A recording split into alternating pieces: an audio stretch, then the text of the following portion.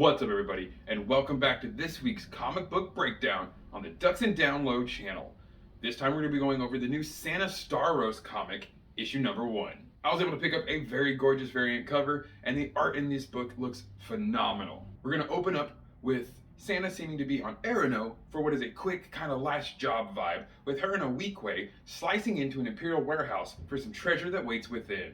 Well, of course, an Imperial patrol shows up, and it's up to Santa to protect her Weequay friend. While he's busy slicing doors, she's busy shooting blasters. After successfully fighting off the Imperials by simply shooting a well-placed blaster bolt into a stack of crates, knocking them all out, they're able to enter the warehouse to find their treasure. None other than the apparently too cute to pass up pink milk-making Poaxters. Kind of like a weird, fuzzy mole rat Star Wars thing that apparently produces the pink milk to go with the blue and the green milk. Star Wars has a lot of milk. Well, as Santa had no wants to ever become a farmer or a milkmaid, she decides it's time for a little break from crime and begins to head for a little vacay on Hosnian Prime. When she arrives at her destination, we find her in front of a locked compound, apparently thinking she had the codes to get in, but apparently the codes recently been changed.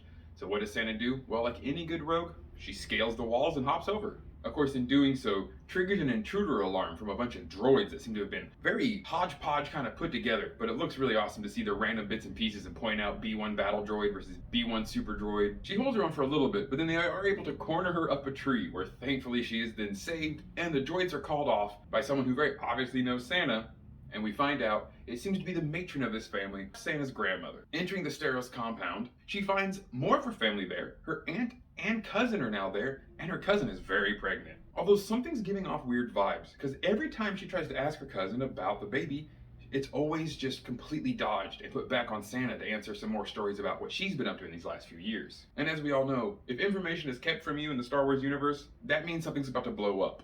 And boy does it. No later than trying to pry the answer out of her cousin, Imperial stormtroopers blow their way into the compound. What are they after though? Santa has no idea, but perhaps her cousin does. During the attack, as she is told multiple times to not get mad at her, has "please don't get mad" ever worked in family matters? We find out that the reason the Imperials are attacking is her cousin is pregnant with an Imperial officer's child. We even get to learn a little of their past, as what a surprise, the cousin thought she could change or fix the broken Imperial man, who is way more violent than any of them will ever give credit, as most Imperials are. Like in most abusive relationships, of course, this husband and father is demanding that she never ever disappoint or ever disobey him again.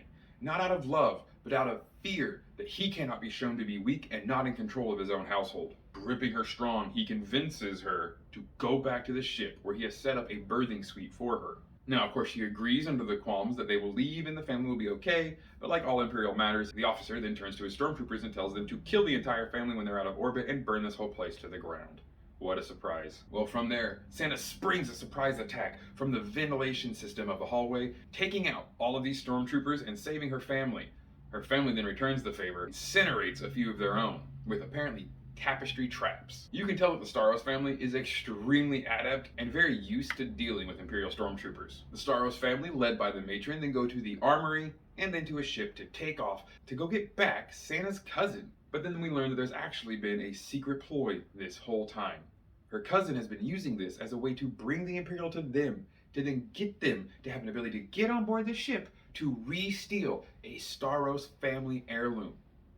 And that's where it leaves us, guys, with an amazing shot of the whole family getting ready to plunder and pirate from an Imperial ship. If you guys were looking for a comic that's filled with action and really reminds me of the Bounty Hunter series and a lot of other Han Solo rogue style adventures, this is definitely the comic for you guys. And I'm looking forward to all the fun little nitbits they're gonna drop. I mean, we've already seen Arano, we've already seen Hosnian Prime, so there's some amazing High Republic references that we now get to finally see in the original era of Star Wars with Luke and Han. But not only that, Santa was in a relationship for a while with Dr. Aphra, so who knows what other crazy artifacts or Force lore we could learn from this comic. So don't pass it up just because it's not Jedi and Sith. Well, thank you all so much for joining me today on this comic book breakdown. I look forward to reading the next issue and sharing it with you all. Have an amazing rest of your day, and as always, may the Force serve you well.